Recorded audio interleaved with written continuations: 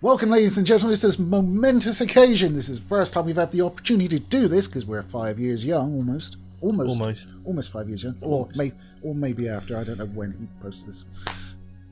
We don't know. So You don't know. I don't know. I just don't know yet. I know nothing. So we are looking back on the past decade and giving you 10. Yes, 10, not the usual 5, but a whole 5 more. That's like 2 videos in one. You lucky fucks. But the only reason it is 10 is because there are so many great games of the decade. Well, apart from one, but you'll get onto that later. Oh, you will, yeah. So, yeah, these are games that obviously made an impact, and we would look back on fondly with years to come, and sort of looking at them and say, that was a great game. It shot for the stars and got there. You keep saying that today. I don't know why. Because that's how we've been determining what is great. I know I just picked ones I liked. Fucking hell. All right, what's the first one? We have got a list, so we'll be looking down at the list because there's 10 of them. I can't remember what they all are. It's on the back. After just saying that, Envelope. you just show Nick a freeze frame and see all the bits now. No one's gonna bother. And potentially your address. Yeah, potentially. If you're hot, welcome round. You might have to sneak past my girlfriend though. And female. Oh yes, thank you. And female. Things I do for you. Right, so the first one on the list. Do you want to do this one? I can start off with this one, yes. Go on then. We are talking a Telltale game. The Telltale game in my opinion. Yep. And that is Walking Dead Season 1. It was the game that changed everything. It basically set them up, didn't it? That's what broke them. That was absolutely. I mean, they did a few before which I'd played, like the Law and Order 1, Back to the Future, Jurassic Park. Yeah. So they were sort of doing similar style games with licenses prior to this, but they just knocked out the fucking park with Season 1 of The Walking Dead. It was the first game I'd ever played in recent memory that made me rethink my actions. Like, with having to look after little Clementine, that game, normally escort missions are shite, and looking after people in games is shite because it takes away from you suddenly have to become a carer. Yeah. But in this instance, you were looking after this little girl, but the actions you would normally take in a video game were completely knocked on their head and flipped around because you were choosing to do something and then you'd see the reaction you get from her and you'd be like, no, I can't let her see that. I can't let her see me hammering a fucking pitchfork into someone's chest or something. When you're normally playing a game, you're ruthlessly pragmatic. You're like, what gets me more money? Who do I need to kill to do this? How do I get there quicker? Yeah. But like in that, you're always like, well, I got this little girl watching me and taking note of all the shit I'm doing, and it actually comes up, Clementine will remember that. You're like, oh no. So it was at the park, wasn't it? It was, and that ending that left me a broken man. It got me close. I mean, I think with that, it was just the fact of I knew what I had to do. It became an obvious choice what I had to do. There's no question, but I still wanted to go back and try it the other way and see what happens. Yeah, I'm talking around the ending, not about the ending. I know it's an old game now, but we'll try and stay as spoiler-free as we possibly can. You have a choice, like the last choice you make in the game. Like, your brain would just say, well, it's obvious which choice you should make. And then you've got my bleeding heart basically going, I can't make her do that. Yep. And I didn't make her do that. Yeah. It's a great experience to go on. And to be honest, all of the... I haven't finished the final season of Walking Dead Telltale games yet. Because obviously it went through the bankrupt studio and everything else. So... I don't know how that last season fares up, but I'm hoping that it gives a bit of a kind of a nod to how good it was at the start. Yeah, I did really lose interest in the sort of the further seasons because Clementine was no longer that little girl. You were playing her, so you didn't have that bit where you're like, oh, I can't let Clementine see me do this. It was always like, I'm just going to be ruthlessly efficient. That's it. Yeah, but needless to say, go and play that first season if you haven't yet, because it's highly recommended. 9 out of 10. It's wonderful. Fantastic. So, right, shall I do the next one? You may start the next one. I think we both have quite a lot to say about this. Yeah. So, obviously, after recent events as well, it's quite topical. Witcher 3. We've both played the game. One of us has completed it. Yes, I've not completed it, but I've spent time in Witcher 3. I enjoyed the TV series that came out recently. I have not completed that. So I win. But I wouldn't say that's 10 out of 10, but it's definitely a good solid foundation for like another season, which is in pre-production now. The Witcher 3 game, it's a fucking benchmark, isn't it? Yeah, it really did. I mean, there's another game on this list which was kind of the previous benchmark to this, and then you had The Witcher 3, which just blew it up. It's just fantastically put together product of a game, with a huge amount of free DLC from CD Projekt Red. They did an amazing job in DLC. I mean, you did have a couple you paid for, but they were all like 30-hour experiences for like Blood and Steel or something. There's Blood and Wine, and I think Heart of Stone was top there. But you know, it's keeping fairly faithful to books that it was based on. The combat is great in it. The visuals is great in it. Just so many bits of Witcher 3 are just balls out, just good and solid. There's lots of boobs. There is lots of boobs. And, you know, people are going to love Witcher games forevermore, I think, if they continue to pump out games like that. I think it was also the game that put CD Projekt Red on that kind of plateau. Yeah. I mean, Witcher 2 was well respected, but it was nowhere near as accessible or as playable as Witcher 3. Yeah. The action, it wasn't as good. It was a graphical showcase at the time, but it just didn't quite reach that height they needed. And when they released 3, basically it just put them up here, and now whatever they release is going to be massively anticipated, as Cyberpunk is. Yeah. Can't wait for that. Should be good. So that's Witcher 3. Right, what's next on the list, Lee? One for you. One for me is Mass Effect, specifically the second Mass Effect game, Mass Effect 2. Oh my goodness. I remember I took a week off of work to play this. I didn't need to. It came Friday. I finished it afternoon Saturday. You know how long that game is. You may ask me, when did you sleep? I didn't. Yeah, it's one of them. And I finished it on Saturday. You know what I did? I do, because you told me the story many times. I started replaying it again. Yeah. It just takes all the sort of sharp edges from the first game and the clunkiness of the combat, just refines it into like a modern shooter game. But it also has all the RPG elements that you expected from the first one. And it doesn't lose its way with the story like the third one did. The DLC, it does have quite a bit of it, but I liked it all. I think it's one of those prime examples of when you do something and put that extra polish on top, the difference it can make between good and great. I think Mass Effect 2, and for me, despite the journey of the third one, the Mass Effect trilogy is one of those things that has to be experienced to truly understand how good it is. But also, I think you have to be in that zone of enjoying that kind of space sci-fi, space opera, you know, big story, big arcs, lots of characters, very convoluted but cohesive story that all links in together. The writing's fantastic, combat was good in Mass Effect 2, the companions just phenomenally written, and let's not forget Tali. Tali, I think, not Tali. I call her Tali. You just call her Tali. Tali. Yeah, she's just the sweetest. That is probably the only downside of that game, is you didn't have a romance option with her in number 2, but you got it in number 3, so fucking right, son. She had to take immuno boosters just to get it on. She just could not withstand the might of the snare cock. The shepherd shepherded her, right?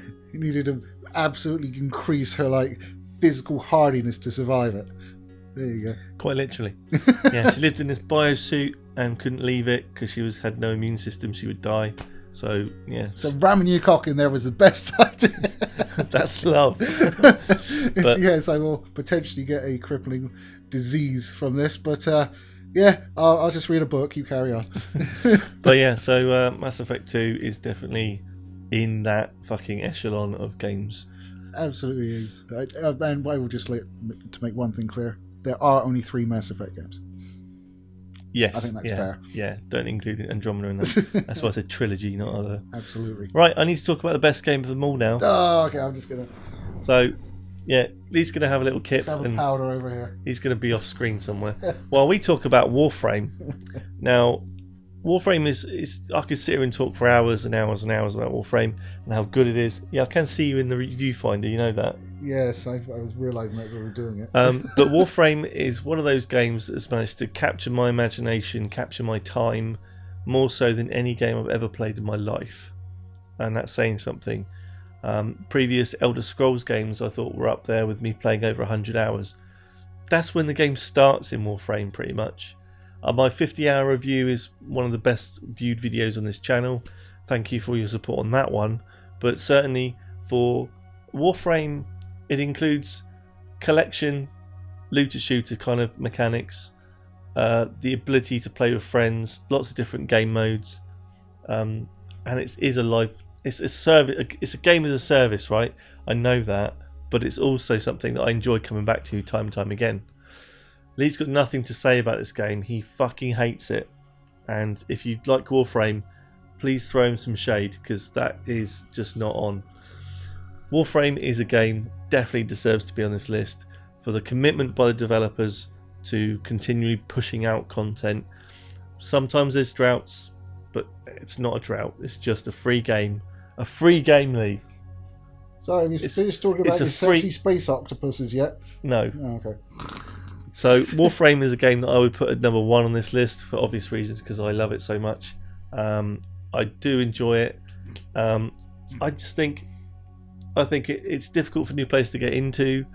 That's probably the sign of a game being quite full of stuff and being deep in places. The story of Warframe and the lore around it has been crafted very, very well in certain missions. It just shines for me. There's nothing more I can say without going on for hours. So that's on the list. Are you happy it's done now? I would just like to say, I find it to be a grindy story. Rich. Poor. Yeah, even you said certain missions have story in them. No. What I mean is the actual the big. There's probably 2 or 3, maybe 4 missions that go into lore, have a story around them that are just written really well. And how many missions do you generally get through? Well, 3 or 4. So it's good for one sitting, is what you're telling me. No, the cinematic quests are the parts that progress the story on to open up more things. Yeah, it's a cinematic to lead you into more grinding. Yeah. Yeah. But like any game you're going to be playing for longevity, you have to have more stuff to get to. Every single mission in Star Trek Online has a story. Yeah, but it's boring. No. Star Trek is boring though, isn't it, guys? Maybe you're down in the comments. It's boring. Well, apparently Picard's going to be shit by the sound of it, but whatever. I still haven't watched any more of Discovery because it's boring me now. Yeah. It did pick up a little bit in season 2. Anyway, so we got off tangent. We are a little bit. Anyway, so yes, now wank framing's done. Ooh. Right. Come at me, suckers. I mean, No, you can't. We still got fucking... Your sofa makes far too much noise. Well, stop moving! Yes, I was criticised for choosing the brush suede effect, and I think she was right. But don't tell her that! Okay, next one. Next one is Grand Theft Auto 5, which is a game that is still raking in the fucking money for old Rockstar nowadays with Grand Theft Auto Online, where you can actually go and spend money in a casino. It is literally gambling. Yeah, I'm not sure how they're going to get or are getting around that, but as the Jimmy base Sterling game, thing. not you can do carry on. But not only is it, the GTA Online aspect is not kind of in my selection of this game, because GTA 5 was at the time for me as close to a perfect game as you could get. It was polished in every aspect and everything you did in it, from the mini games to the stories to the mechanics of working between 3 characters, just the writing, the experience, the mission design, the visuals, the selection of cars and vehicles. Just everything felt absolutely calculated and crafted, and for me it made it the perfect game. Then Trevor stomped some fucker's face in. Oh, Trevor, just fantastic character, probably the best character of the last decade. Yeah, Stephen Ogg is quite funny in and of himself, and other things I've seen him in. So. He's in Better Call Saul as well. He is, yeah. And other things. And, since that game. Yes. I think he was... I think that's done quite a service for him. Well, I think if you look at the characters and the voice actors, like everyone looks nothing like the actual characters they play, apart from him. I think no, Michael's fairly similar. Isn't he? He's got similarities, but he doesn't look the same. And the other guys, I can't say what I was about to say, can I? What, black? No, purple. I don't know. Panic! Panic! He wasn't going to say a swear word. He wasn't going to say a racist term, were you? Let me just get that out there. No, but there was a similarity that may have been colour-based. Okay.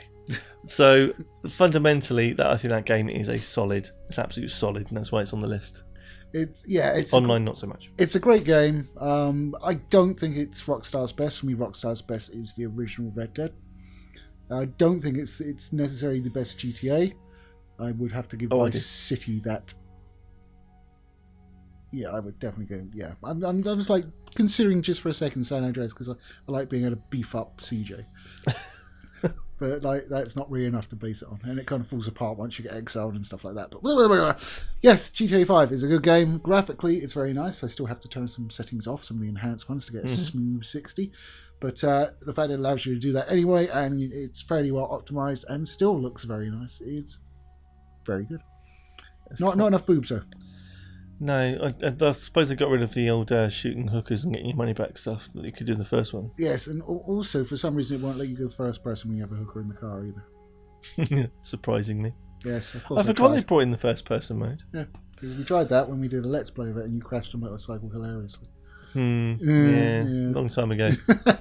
So, cool. So the next one on the list we've got written down, which is one we almost forgot like a bunch of fucking idiots, right? Well, this is why it's number 6. This is after we established 5 and then went, oh shit, we better make it more. SpiderMan on the PS4 last year. Fucking hell. So good. Solid. SpiderMan! Yeah, so good. Just, a well put together game that was solid, enjoyable, had the power fantasy, where you could literally just swing around the buildings exactly how you wanted Spider-Man to swing around the buildings, and sometimes it'd be quicker to actually use another mode to get somewhere, but swinging was more fun, and it was like, that is Spider-Man, you've done that well, I want to swing. Yeah, and as Spider-Man, not swing in a swingers party. Yeah. Well, we'll talk about that later. But yeah, I mean, even when you fast travelled, it was still funny because he'd be like on the subway and some fucker would be looking at his phone or something. Yeah, just every part of it just was a joy to play, and I haven't touched it for a long time, and reminding myself it exists now. I want to go and play it. I will say they needed to be less screwball though. Well, yeah, okay. That was the idiot streamer one that wanted you to do like challenges and stuff. I hated that. I did think it detracted from the game. Still solid. As close to a 10 out of 10 for a PS4 game I think we could ever get to. Well, I've completed all of the DLC as well, and the DLC is a bit of a mixed bag. It has some good moments in it, but it's like, oh, you remember those big tough guys that you couldn't like do certain moves on? You know, now I have miniguns. And you're like, oh, cheers. It was just such a fun. The combat was slick and swift. Lots of costumes too. Lots of costumes. In fact, they added the Bagman that we did a skit about, so you can thank us for that. I doubt people can thank us for that. I reminded them. They still haven't put the fucking symbiote in. Where's my fucking symbiote, you cocks? Look, just calm down, mate. It's never a good thing to rant out. I had to pause to pick another C word than the one I was about to use. Okay, so Spider-Man is on the list. Good. Right, what's next? Next, we have another PlayStation 4 exclusive with a similarly bold and heroic fellow, I might add. It's God of War. God of War. Again, solid, and I need to play more of it. Did you not finish? No. There's a shocker. But it's a game that I definitely would suggest people get hold of. It's to be like the 4th or 5th game in that series, or whatever it ended up being, or probably even like fucking 7th, to be that good with a drastic change of control system, viewpoint, all that stuff, phenomenal. Yeah. Like, just wasn't expecting it to be as good as it was. No, it was a definite surprise, because I remember being quite worried about it when I first saw like the reveal trailers and stuff, because they've not only sort of changed the combat style, they've also completely changed the mythology. Mm-hmm. It's like you were in Greece, now you're in Viking Land. Yeah. Viking Land with the limp wrists like that.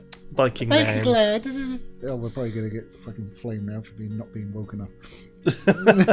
I doubt We're it. doing well. We've got racism and anti-wokeness going on here. Does anybody like Jewish people? We can do some Holocaust jokes, maybe? I don't know any. No, good, because they're not funny.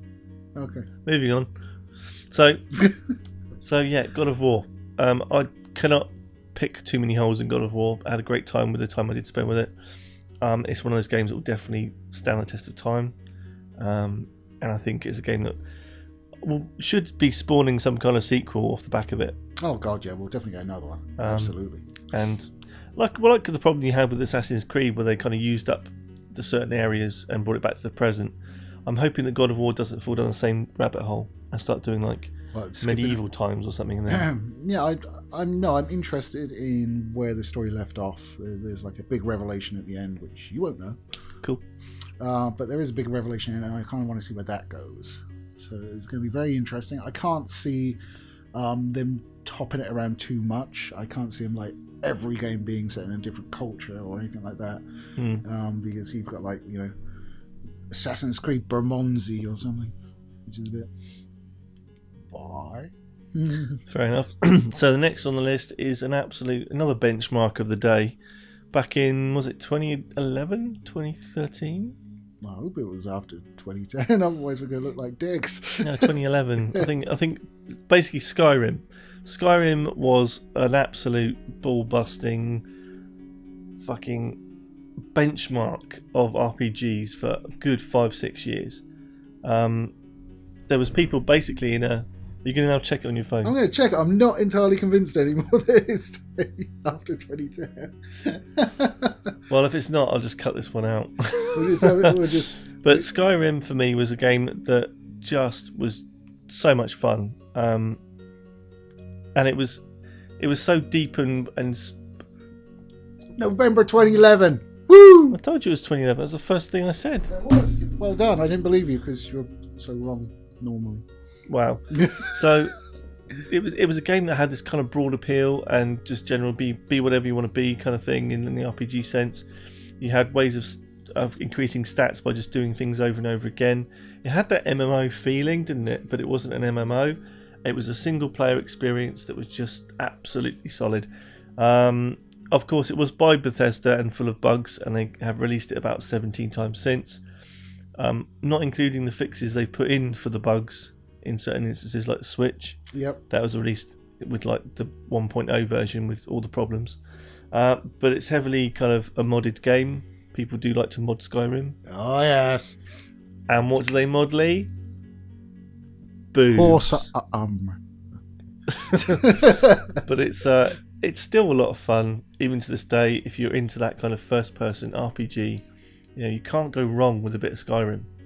No, Skyrim's still good. I've got it twice on the PC. I've got the remastered and the original edition on PC, and I've also put it on Switch because Skyrim that you can take with you sounded like a pretty good idea, and it works fairly well.